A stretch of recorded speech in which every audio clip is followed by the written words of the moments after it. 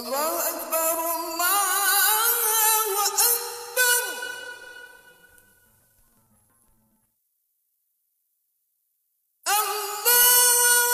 الله أكبر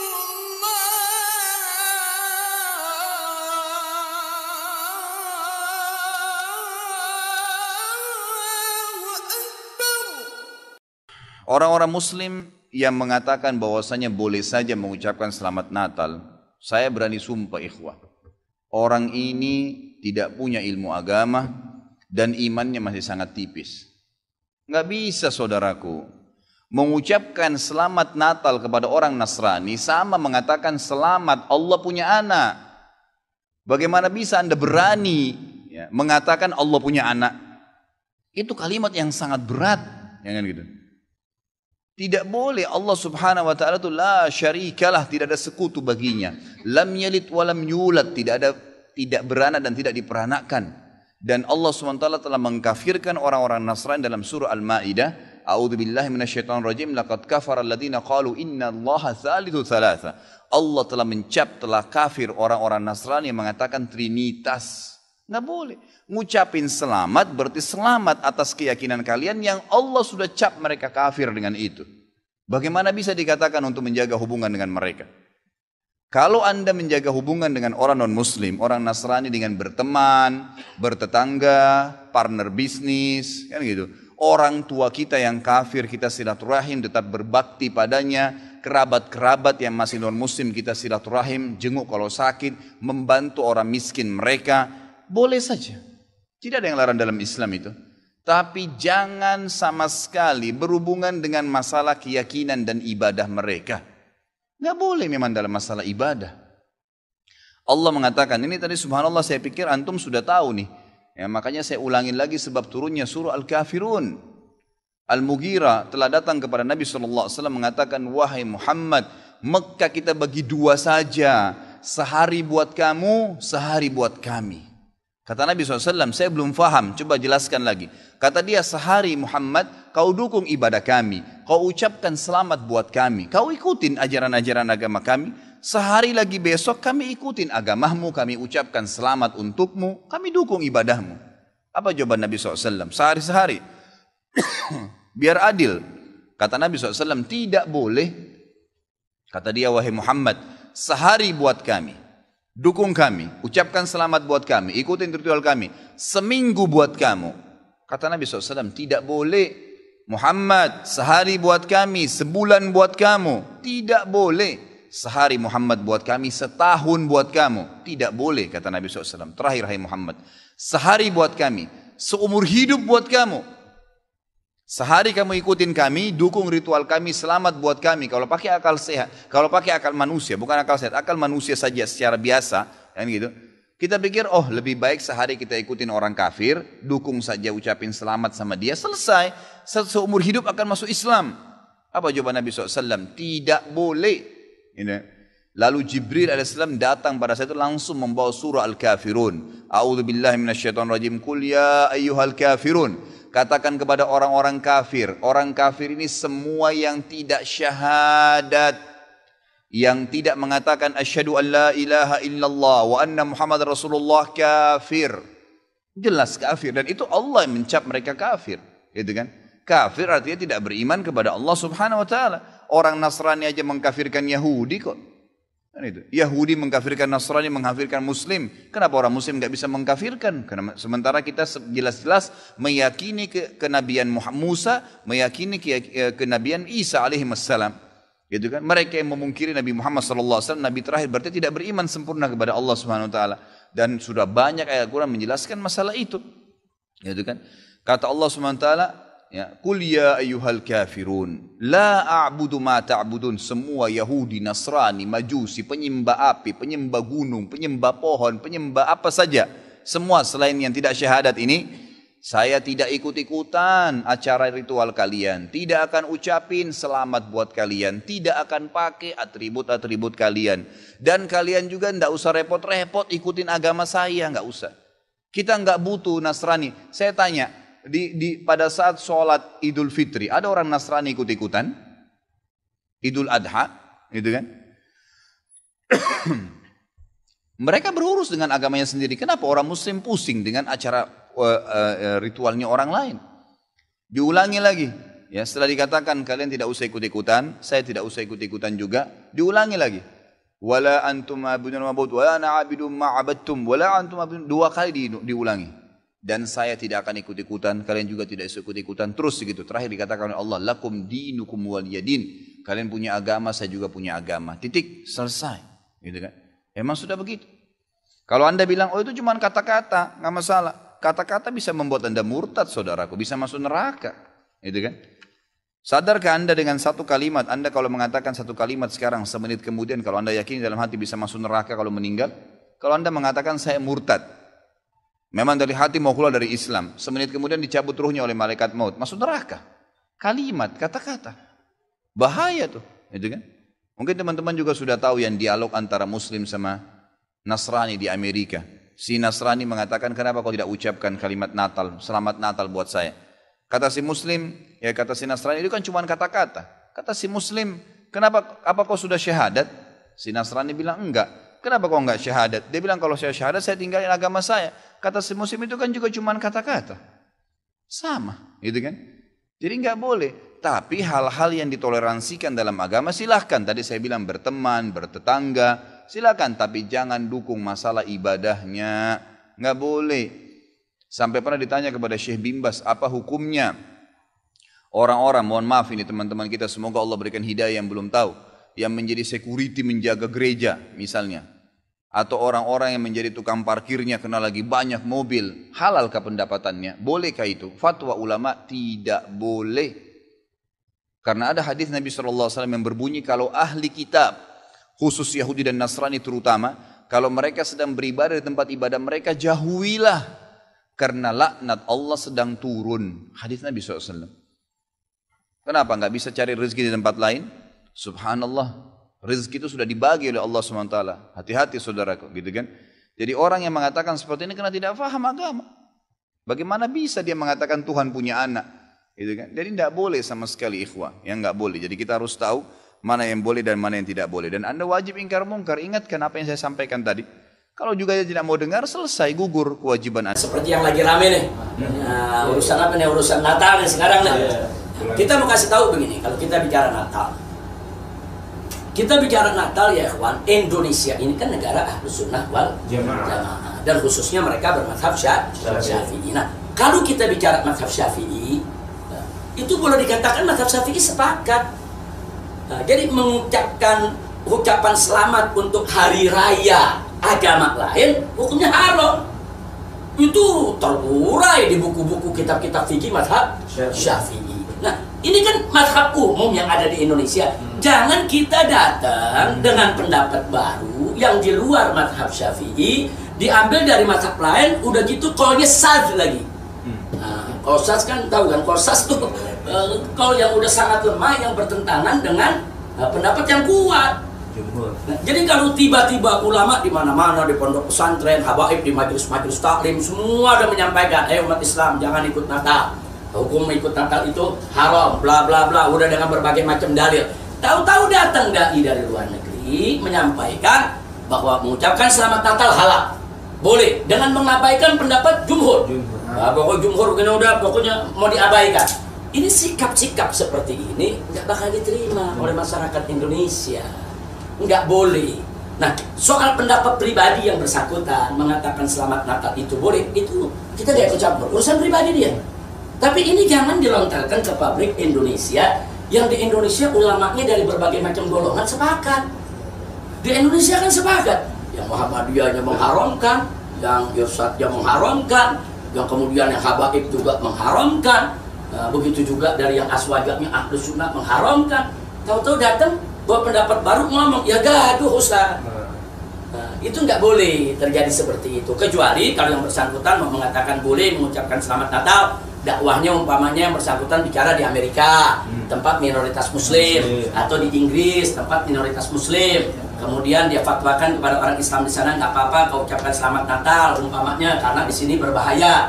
Kalau kau terlalu eksklusif, terlalu menjauh dari mereka, nanti kau diganggu, kau diusir, bisa membahayakan nyawanya. Dan kalau darurat kan, ada masalah. Yang penting kan qalbuhu mutma'innun bil iman. Yang penting hatinya mutmain bil iman. Jangankan di Amerika, di London, di Indonesia saja di tempat-tempat tertentu, atau seperti pegawai yang dipaksa, yang kalau nggak mau mengucapkan selamat Natal dipecat, sementara nyari kerja susah, dalam keadaan darurat bisa dibolehkan. Nah, jangan lupa tuh, ad-darurat tubihul mahzurat. Tapi dalam keadaan yang tidak darurat, udah gitu orang diajak untuk mengucapkan selamat Natal, apa kepentingannya? Dan di negeri mayoritas lagi. Ya, apa keperluannya? Jadi jelas Ustaz, ini menyangkut ini buat siapa saja nih, bukan kita bicara nggak ada sentimen kepada si A atau si B, si C. Ini semua dai luar negeri. Kalau datang ke suatu negeri, baca dulu situasi yang ada di negeri tersebut. Baca dulu dia apa sih sebetulnya di negeri ini, pendapatnya bagaimana. Nah, sekarang kan kita lagi jaga umat. Kita nih di Indonesia lagi jaga umat. Jangan mereka ikut Natal. Nah, persoalannya bukan persoalan pada sekedar ucapan, tapi selama ini sudah beberapa dekade terakhir, selamat Natal atau perayaan Natal itu dimanfaatkan oleh kelompok-kelompok misionaris sebagai sarana kristenisasi. Jadi dimanfaatkan perayaan Natal ini sebagai sarana untuk memurtadkan umat Islam. Mungkin ini nggak terjadi di negeri Sidai. Nah, di negeri Sidai mungkin nggak terjadi kalau yang namanya selamat Natal dijadikan sarana kristenisasi. Di negeri kita kan terjadi. Nah, kalau ini sudah dijadikan sarana untuk kristenisasi, sarana permutadan, ya kita mesti tutup dong jalannya. Nggak boleh, untuk melindungi akidah umat. Disitulah tadi saya katakan mungkin si dai ini waktu datang, panitia tidak memberikan informasi yang lengkap. Gitu. Jadi saya bicara bukan soal, saya nggak mau bicara perdebatan soal pendapatnya ya. Nah, saya di sini bukan mau bicara perdebatan soal pendapat mana yang benar, mana salah, enggak. Kalau saya ikut Jumhur Ulama, mayoritas ulama mengucapkan selamat Natal bagi orang Islam ini kepada orang-orang Nasrani, hukumnya adalah haram. Bukan hanya selamat Natal, selamat hari raya umat agama apapun. Nah, kita udah ikut Jumhur Ulama. Nah, jadi yang saya mau bicarakan di sini bukan ingin berdebat soal mana pendapat yang kuat, mana yang tidak kuat, bukan. Kita ingin bicara di sini adalah bahwa seseorang kalau ingin dakwah di suatu negeri, dia mesti tahu apa yang sedang terjadi di negeri tersebut. Bisa jadi yang ada di negeri tersebut beda dengan yang ada di negerinya. Mungkin di negerinya karena memang mungkin di sana nggak ada Kristen, atau di kampungnya memang nggak ada gereja, memang nggak ada orang Kristen, dan selamat Natal nggak dijadikan sarana, ya mungkin nggak menimbulkan masalah. Tapi di Indonesia selamat Natal itu salah satu sarana yang digunakan oleh kaum misionaris untuk mengganggu atau memurtadkan umat Islam. Nah, maka itu ya kalau ini dijadikan sarana untuk memurtadkan umat Islam, wajib dong untuk kita jaga umat kita. Nah, kita lagi sibuk ini jagain akidah umat. Nah, jangan sampai mereka ke gereja. Nah, jangan sampai mereka ikut Natal, kan begitu. Kita jaga, jangan sampai akidahnya nih rusak. Tahu-tahu datang dari luar, ente selamat Natal boleh. Innalillahi wa inna ilaihi raji'un. Ada video Ustadz Adi Hidayat, maafkan aku saudaraku Nasrani, aku tidak bisa mengucapkan selamat Natal. Karena orang yang mengucapkan selamat Natal, maka dia sudah mengakui tiga. Yang pertama, mengakui bahwa Isa anak Tuhan. Yang kedua, mengakui bahwa Isa lahir 25 Desember. Yang ketiga, mengakui bahwa Isa mati di palang salib. Ketiga-tiga ini dibantah oleh Al-Quran. Bahwa Isa anak Tuhan dibantah. Laqad kafaral ladzina qalu innallaha salisu salasah. Kafirlah orang yang mengatakan Isa Trinitas dan anak Tuhan. Tentang Nabi Isa lahir tanggal 25 Desember dibantah. Ketika Maryam memegang Isa, tidak ada makanan karena terlahir di tepian kota. Allah memerintahkan menggoncang pangkal batang pohon korma, tusakit alaiki rutaban jania, gugur buah korma yang mengkal. Buah korma mengkal ada pada musim panas bulan Juli Agustus. Ketika Isa lahir, kambing-kambing sedang digembalakan di padang rumput, sedangkan bulan 12 rumput tidak tumbuh karena tertutup salju. Maka 25 Desember bukan hari kelahiran Isa, tapi hari raya merayakan Dewa Mitra, Dewa Matahari. yang diambil oleh Kaisar Konstantin dari Konstantinopel. Lalu kemudian tentang Isa mati di palang salib dibantah Al-Quran. Wa ma qataluhu, mereka tidak membunuhnya. Wa ma salabuhu, mereka tidak menyalibnya. Walakin syubbihalahum, ada orang lain yang diserupakan wajahnya dengan Isa. Dialah Yudas Iskariot, murid Isa yang menjual imannya dengan beberapa keping uang emas. Saya punya kawan Kristen Masehi, tapi dalam masalah hubungan baik, masalah ngasih makanan, masalah beri pakaian, oke. Tapi kalau sudah terkait dengan akidah, wala ana abidu ma'abadtum wala antum abiduna ma'abud lakum dinukum waliyadin. Tentang masalah tahun baru, apakah 1 Januari itu bersih, tidak ada hubung kait dengan agama? Maka tidak benar. 1 Januari 2018 Masehi, seolah-olah Masehi terkait dengan Al-Masih Isa alaihissalam. Itu kalender dibuat oleh Kaisar Julian dari Romawi kuno. Kaisar Julian membuat kalender, maka dibuat nama dia Kaisar Julian, maka disebut Julian kalender. Lalu kemudian Julian kalender dibawa ke Vatikan, dirubah oleh Kaisar Raja Pendeta Paus Vatikan bernama Paus Gregorius. Maka sampai sekarang disebut dia dengan Gregorian kalender. Lalu kemudian ketika terbentuk PBB, United Nation, Persatuan Bangsa-Bangsa, bingung mau pakai kalender apa? Di dunia banyak sekali kalender. Maka diseragamkanlah, dipakailah Gregorian kalender. Yang sebelumnya kita kerajaan Pasundan, kerajaan Demak, kerajaan Riau, Sendripura itu pakai kalender Hijriah. Termasuk Yogyakarta pakai kalender Saka, karena Sultan Agung Jawa mengkawinkan antara kalender Jawa dengan kalender Hijriah. Karena ingin mendamaikan antara Jawa dengan Islam. Maka setiap menyambut tahun baru Saka sekaligus menyambut tahun baru Hijriah. Kalender Masehi muncul belakangan, tidak tepat penisbatannya kepada Al-Masih karena Isa tidak tahu menahu tentang itu. Itu murni diambil oleh Kaisar Gregorius yang diambilnya ke Vatikan menjadi Gregorian kalender. Jadi kita menyatakan tahun baru, betul tahun baru, tapi tahun baru Romawi. Tahun baru Romawi, jangan kaitkan kepada Isa alaihissalam. Dia masih terkait. Adapun tahun baru Jepang tak ada terkait dengan akidah. Nah, ini tahun kalender yang baru. Tidak meyakini bahwa dengan kalender yang baru ini nasib berubah menjadi baru. Siapa yang asap malam itu paling banyak mengepul ke atas, maka rezekinya yang paling murah. Lalu membakar ayam sampai 2000 ekor.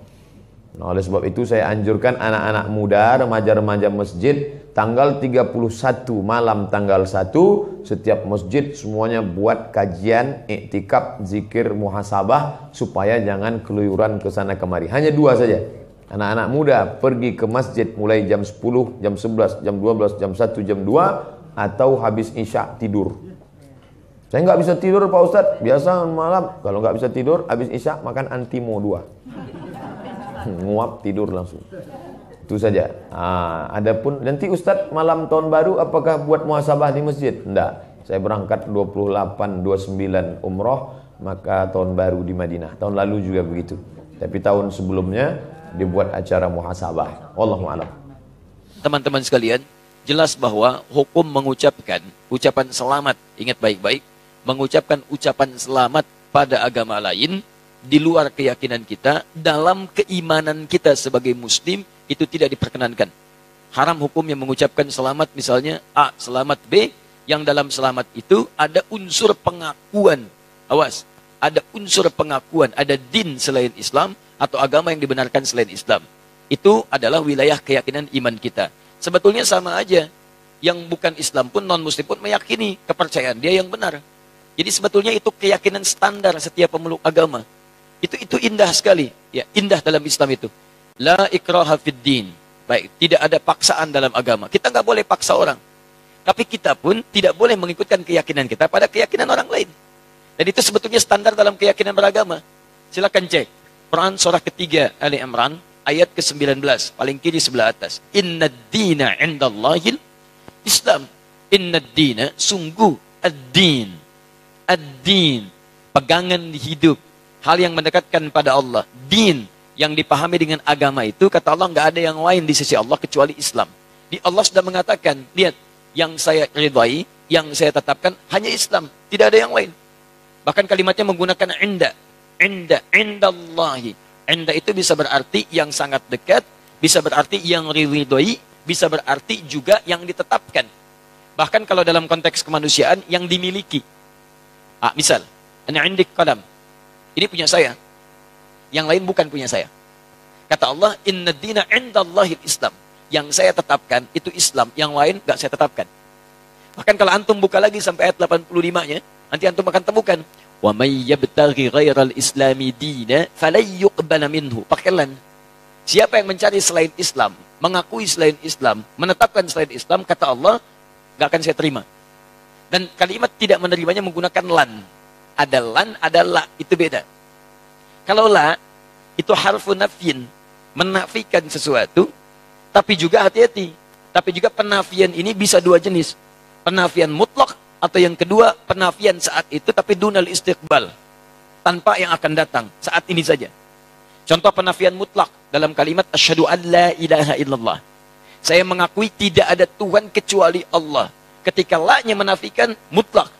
Ketika menggunakan alif lam, la ilaha, ketika menggunakan illa, isbat. Isbat itu menetapkan yang satu, menafikan secara mutlak yang lainnya. Dia katakan, asyhadu an la ilaha, saya mengakui, menyaksikan tidak ada Tuhan sama sekali. Mutlak. Tolak. Illa, tetapkan. Kecuali Allah. Hanya Allah saja. Yang lain ditolak secara mutlak, hanya Allah yang kita tetapkan. Makanya ketika antum bersyahadat mengatakan asyhadu an la ilaha illallah, maka antum hanya menetapkan Allah saja dengan segala hukum yang telah Allah tetapkan dan menolak yang lainnya yang tidak Allah akui. Sekarang Allah tetapkan agama, din yang saya tetapkan hanya Islam saja, yang lain saya tolak, dan penolakannya menggunakan lan. Perhatikan, pengakuannya menggunakan la illa, penolakannya menggunakan lan. Dalam ilmu nahwu, gramatikal bahasa Arab, lan itu harfu nafyin wa nasbin wastiqbalin. Harfu nafyin, huruf yang menafikan, tolak. Nasbin, menasabkan, kuat penolakannya. Wastiqbalin, sampai kapanpun. Masa kapanpun. Mau sekarang, mau alam kubur, sampai mau kiamat. Perhatikan cara menerjemahkan ayat itu. Wa may yabtaghi ghairal islami dina. Siapa yang mencari din, keyakinan, agama, kepercayaan, ghairal Islam, selain Islam, falan yuqbala minhu. Saya nggak akan pernah terima. Sejak dia di dunia, sampai di alam kubur, sampai di akhirat nanti. Saya nggak akan akui, kata Allah. Paham ya? Jadi, ini wilayah keyakinan. Jadi dalam Islam, kita punya keyakinan yang paling benar, Islam. Makanya kita bersyahadat, memutuskan masuk Islam. Non-Muslim, dia punya keyakinan. Yang benar menurut dia adalah kepercayaan dia. Makanya dia memutuskan mengambil keyakinan dia. Jadi wajar kalau kita mengatakan misalnya, maaf, ini Islam yang paling benar sebagai Muslim, wajar. Aneh kalau ada yang mengatakan, katanya yakin Islam yang benar, tapi mengakui ada yang lain selain Islam. Itu aneh. Makanya dalam teori ini tidak berlaku, teman-teman sekalian, tidak berlaku hukum pluralisme. Nggak berlaku. Pluralisme itu pemikiran yang aneh. Ya, semua agama benar, mengantarkan kemudian kepada Tuhan yang sama, cuma caranya beda-beda. Jadi dari semua yang benar itu, mana yang paling benar? Silakan cek. Kalau semua agama benar, ngapain antum masuk Islam? Ngapain antum memeluk ini? Artinya Anda meyakini dari semua yang ada itu, Anda memutuskan ini yang paling benar. Makanya para pemikir kita sekarang mengatakan, pluralisme agama itu bagian dari agama baru. Jadi gado-gado dikumpulkan semuanya, jadi kepercayaan baru. Hati-hati. Dan saya katakan, pluralisme itu kemusyrikan kontemporer. Awas, hati-hati. Kemusyrikan kontemporer. Jangan terjebak pada persoalan-persoalan yang demikian, itu mesti hati-hati. Sekarang saya masuk pada inti jawabannya. Saya lambatkan ya. Saya mohon maaf karena kalau mengurai terlampau agak cepat karena waktu kita sangat terbatas. Sekarang saya runtutkan supaya runut bahasan kita. 1. Sebagai seorang Muslim, kita meyakini bahwa hanya Islam yang benar. Seperti non-Muslim meyakini kepercayaan dia yang paling benar. Itu urusan masing-masing. Tapi kita sebagai Muslim meyakini bahwa Islam yang benar. Baik. Hati-hati, pelan-pelan. Dan keyakinan kita ini bukan hanya dikuatkan oleh ayat-ayat Al-Quran, tapi juga dijamin oleh undang-undang. Jadi kalau kita mengatakan hanya Islam yang benar menurut kepercayaan kita, itu undang-undang menjamin itu. Apa kemudian pasalnya? Satu, dasarnya Pancasila. Sila yang pertama, ketuhanan yang Maha Esa. Nah, dalam memahami ketuhanan yang Maha Esa ini, maka rumusannya lihat di undang-undang dasarnya. Pasal 29 ayat 1. Negara berdasar atas ketuhanan yang Maha Esa. Jadi konsep bernegara kita itu didasarkan pada ketuhanan yang Maha Esa. Jadi kalau kita meyakini hanya Allah Tuhan yang Maha Esa, maka keyakinan kita dijamin oleh undang-undang.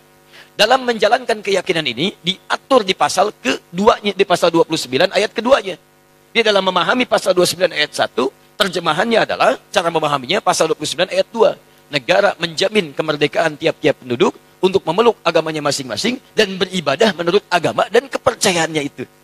Jadi kalau kita beribadah dalam ketentuan Islam, ibadah pertama kita kan tauhid. Ibadah pertama kita syahadat. Karena itu syahadat menempati rukun pertama dalam ibadah, dalam Islam. Inna dina indallahil Islam. Tidak ada agama yang diridai Allah kecuali Islam. Kita masuk Islam. Ketika akan masuk Islam dan mengamalkan ibadah dalam Islam, di hadis Muslim, nomor hadis yang ke-8. Lihat dalam muqaddimah jilid pertama, teman-teman, di Sahih Muslim, nomor hadis nomor 8 paling kiri sebelah atas. Ada hadis disampaikan dari sahabat Nabi Umar bin Khattab radhiyallahu taala anhu. Di Al-Arba'in nomor hadis yang kedua. Ketika Nabi Muhammad ditanya tentang Islam oleh malaikat Jibril, mal Islam? Apa itu esensi Islam? Apa itu ibadah dalam Islam? Apa pokok dalam Islam? Kata Nabi, jawaban pertama, antashhada an la ilaha illallah wa anna Muhammad Rasulullah. Kamu harus menetapkan, bersaksi, berkomitmen bahwa tidak ada Tuhan selain Allah. Yang layak disembah hanya Allah saja. Dan cara menyembahnya mengikuti tuntunan Nabi Muhammad SAW. Makanya ibadah pertama kita itu syahadat, pengakuan hanya Islam yang benar, hanya Allah Tuhan yang benar, yang lain kita tidak akui sebagai Tuhan, tidak ada Tuhan selain Allah, tidak ada agama selain Islam. Ketika Anda mengatakan itu, undang-undang menjamin. Jadi sebetulnya kalau ada orang yang menyoal Anda, nggak boleh itu keyakinan begitu, itu intoleran, dia sedang melanggar undang-undang. Paham ya? Dia sedang melanggar undang-undang. Karena undang-undang kita mengatakan setiap kita punya keyakinan dan ibadah, kita dijamin. Keyakinan pertama kita ada dalam syahadat kita. Ketika meyakini itu semua dan beribadah dengan lisan kita, bahkan dipakai dalam solat. Asyhadu an la ilaha illallah, asyhadu an la ilaha illallah, wa asyhadu anna Muhammadar Rasulullah. Itu ibadah kita. Syahadat dipakai dalam solat. Solat bagian ibadah yang keduanya. Jadi jangan khawatir kalau antum ditanya misalnya, apa agama Anda? Islam. Ada enggak selain Islam yang benar? Tidak ada. Keyakinan saya, Islam yang paling benar. Tidak ada Tuhan selain Allah. Anda intoleran. Maaf, Anda melanggar undang-undang. Paham ya? Ya, jadi jelas. Hukum negara kita jelas. Hukum negara kita jelas. Jadi ini bagian yang pertama. Sekarang, lihat. Saya ingin tunjukkan tidak ada keindahan aturan kecuali dalam Al-Quran. Bagaimana menyikapi yang tidak sekeyakinan dengan kita. Indah. Turun ayat. Quran surah kedua Al-Baqarah. Ayat 256. Paling kiri sebelah bawah. La ikraha fid din. Qad tabayyana ar-rusydu minal ghayy. Hei, kita meyakini, kamu yakin Allah Tuhan yang benar, Islam agama yang benar, tapi Anda tidak boleh paksa orang pada keyakinan Anda. Gak boleh kita paksa. Jadi kalau Anda paksa orang, apalagi dengan senjata misalnya supaya masuk Islam, bawa golok, Masya Allah, datang ke angkot, ayo masuk Islam, ayo masuk Islam, itu gak boleh. Tembak orang, bom orang misalnya, supaya masuk Islam, itu gak boleh. Bahkan ketika orang itu masuk Islam dalam keadaan terpaksa, Anda yang dosa. Anda yang dosa. Indah dalam Islam itu. Kita akui Islam yang benar, kita akui Allah Tuhan yang hak, tapi nggak boleh paksa orang pada wilayah keyakinan kita. Nggak boleh. Bagaimana kemudian kita bisa menerangkan nilai-nilai Islam? Caranya dakwahi mereka. Sampaikan risalah. Sampaikan keterangan. Maka turun Quran kemudian, teman-teman sekalian, surah ke-16 ayat 125. Ini manhaj umumnya. Ud'u ila sabili rabbika bil hikmah wal mau'izatil hasanah wajadilhum billati hiya ahsan. Kalau ada orang belum mengerti tentang jalan Rabbmu, tentang Islam, maka silahkan terangkan, ajak mereka dengan hikmah.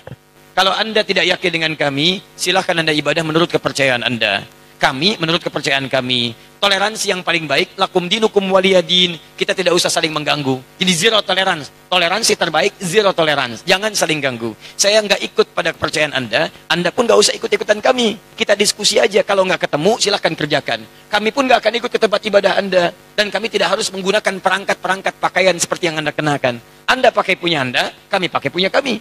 Makanya Syekh Hasyim Asy'ari dalam kitab yang tadi malam saya bawa, nanti lihat halaman ke-14-nya. 14, posisi paling kanan sebelah atas, paragraf yang pertama, baris ke-5 sampai 7. Di situ disebutkan oleh beliau, ketika penjajah datang dengan misi 3G itu, God, Glory, and Gospel. Ya, dimulai nanti dari Portugis datang ke Nusantara tahun 1511 lewat Selat Malaka. Kemudian disusul setelahnya dengan yang lain sampai ada Belanda. VOC sebetulnya, syarikat dagang tapi bekerja sama dengan pemerintahan yang zalim. Datang dia menjajah Nusantara. Sebelum jadi Indonesia, beliau sudah keluarkan fatwa. Karena mereka misinya 3G, kemanapun ada, itu dibekali. Ya, dalam perjanjian Tordesillas, tahun 1492, Paus Alexander yang ke-6 membagi dunia jadi 2 bagian. Untuk barat itu Spanyol, untuk timur itu Portugis. Diberi misinya 3G. Sekarang 4G. Ya. 3G, Gold, Glory, Gospel. Gold, itu maaf, pencarian rempah-rempah, emas, jadi monopoli ekonomi. Ambil. Glory, itu ekspansi, penjajahan. Makanya ketika datang, kita katakan penjajah. Silahkan cek dalam buku-buku sejarah. Penjajah, datang, menjajah. Kalau Islam tidak ada. Makanya silahkan cek di buku sejarah. Pernah nggak ada datang Islam ke Nusantara menjajah? Nggak ada. Silahkan cek di buku-buku sejarah. Penjajah Indonesia diantaranya orang Arab. Nggak ada. Tidak ada. Diantaranya orang Islam. Tidak akan ditemukan. Karena saat datang membawa risalah. Memberikan nilai kemuliaan. Tapi orang ini diakui. Sejarah kita yang mengatakan. Sejarah nasional kita, penjajah datang. Kemudian kita mempertahankan kedaulatan kita. Teman-teman sekalian, begitu datang misi yang ketiga, gospel. Membawa misi. Gospel, sebarkan. Bangun ini kanisa. Kanisa itu kalau sekarang gereja-gereja. Kemudian membawa misi untuk memindahkan kepercayaan orang lokal kepada kepercayaan yang mereka bawa. Saat dibawa itulah kemudian di antara masa Syekh Hasyim Asy'ari, beliau itu ada menulis beliau kitab menyampaikan pada masyarakat. Apa di antaranya? Beliau keluarkan fatwa.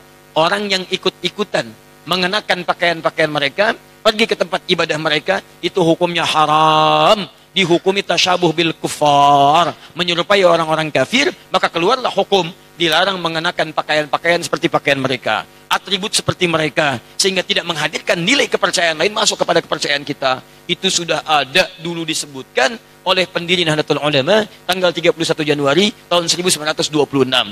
Jadi kalau sekarang ada pertanyaan lagi, apa Ustadz, apa hukumnya menggunakan topi ini? Ya, apa hukumnya memasang pohon-pohon ini? Sampaikan. Itu pertanyaan sudah diajukan sudah lama. Dari sejak masa Mbah Hasyim Asy'ari. Jawaban beliau begini. Kalau ada ulama memberikan fatwa yang berbeda, sampaikan, maaf Pak, Anda telat. Anda keduluan oleh tokoh yang sangat luar biasa, hafal hadis, ya, hafal turunan-turunannya, dan ini kesimpulannya, kitabnya di sini, halaman sekian, paragraf sekian, baris sekian, sampai dengan sekian. Sekarang jawaban yang terakhir, lalu bagaimana menyampaikan pesan kemuliaan pada saudara-saudara kita sebangsa setanah air yang sekiranya akan merayakan nilai ibadah dalam agamanya. Kita katakan begini, saudara-saudariku, kita hidup berbangsa setanah air, kemudian kita hidup satu naungan Ibu Pertiwi. Mari kita jaga kerukunan dalam kehidupan ini. Kita saling tolong-menolong untuk membangun bangsa kita agar tumbuh menjadi bangsa yang maju, modern, terlibat dalam kehidupan dunia yang elegan. Namun kami bermohon maaf karena dalam bangsa ini ada Bhinneka Tunggal Ika, berbeda-beda tapi satu tujuan membangun bangsa, bukan tujuan membangun akhirat. Dalam hal kehidupan beragama, kami belum bisa mengucapkan ucapan selamat karena di wilayah itu kita beda keyakinan. Dan ini dijamin oleh undang-undang, tapi mohon maaf sebesar-besarnya, ketidakmampuan kami mengucapkan selamat bukan berarti hubungan kebangsaan kita pun harus kemudian menjadi tumbuh sifat negatif, tumbuh sifat saling membenci. Tidak, ini bagian ranah keyakinan kita saja, yang dengan itu kita saling menghormati. Jadi Anda yang berkeyakinan dengan keyakinan Anda, silahkan. Kami tidak ikut-ikutan untuk itu. Kami mohon maaf tidak bisa mengucapkan selamat, tapi kami menyayangi Anda. Kita bahu-membahu membangun bangsa, dan bila pun ada urusan-urusan kehidupan yang bisa kami bantu, bukan urusan ibadah, maka kita mari terlibat sama-sama